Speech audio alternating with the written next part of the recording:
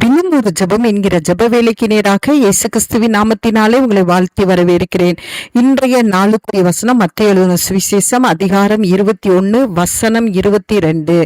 மேலும் நீங்கள் விசுவாசம் உள்ளவர்களாய் ஜெபத்திலே எவைகளை கேட்பீர்களோ அவைகள் எல்லாம் பெறுவீர்கள் என்றார். நாம் யாவரும் கண்களை மூடி தேவனை நோக்கி ஜெபிப்போம். எங்களை நேசிக்கிறதான நல்ல தகப்பனே, இந்த நாளுக்காக ஸ்தோத்திரம்.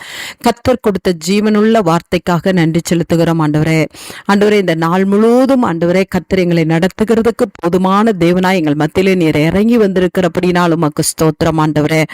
ஆண்டவரே, இந்த நாளில் கர்த்தர் கொடுத்த வார்த்தையின்படி ஆண்டவரே நாங்கள் விசுவாசம் உள்ளவர்களாய் நாங்கள் ஜெபத்தில் எவைகளை கேட்போமோ அவைகள் எல்லாம் நாங்கள் பெறுவோம். அதற்காய் ஸ்தோத்திரம். இந்த நேரத்திலையும் ஆண்டவரே என்னோடு கூட சேர்ந்து ஜெபிக்கிற உடைய பிள்ளைகளுடைய வாழ்க்கையில ஆண்டவரே மலை போன்ற பிரச்சனைகள் இருக்கலாம், ஆண்டவரே மலை போன்ற பாடுகள் இருக்கலாம், போராட்டங்கள் இருக்கலாம், ஆண்டவரே கட்டுகள் இருக்கலாம், தடைகள் இருக்கலாம், ஆண்டவரே தோல்விகள் சூழ்ந்து இருக்கலாம். ஆண்டவரே அப்பா உமக்கு ஸ்தோத்திரம். மனம் மடிவுண்டாக்குற காரியங்கள் நடந்து கொண்டு இருக்கலாம்.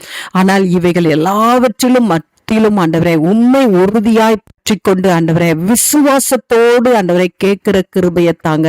உம்முடைய நாமத்திலே ஆண்டவரே உம்முடைய பிள்ளைகள் விசுவாசத்தோடு ஆண்டவரை கேட்கும் பொழுது ஆண்டவரே அப்பா உம்முடைய பிள்ளைகள் பெற்றுக்கொள்கிறார்கள். அதற்காய் ஸ்தோத்திரம் ஆண்டவரே. ஆபிரகாமுக்குள்ள இருந்த விசுவாசம் ஆண்டவரே, யோபுக்குள்ள இருந்த விசுவாசம் உம்முடைய பிள்ளைகளுக்குள்ள கடந்து வரும்படியாய் நாங்கள் ஜெபிக்கிறோம் ஆண்டவரே.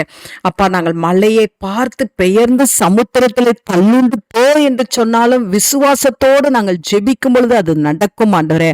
அப்படியாய் உம்முடைய பிள்ளைகளுடைய காரியங்கள் நடக்க முடியாத காரியங்களில உம்முடைய பிள்ளைகள் விசுவாசத்தோடு இயேசு என்னும் நாமத்தினால ஜெயம் பெற உதவி செய்யுங்க. அந்த நல்ல கிருபையை கர்த்தர் ஊற்றுகிறபடினால் நன்றி.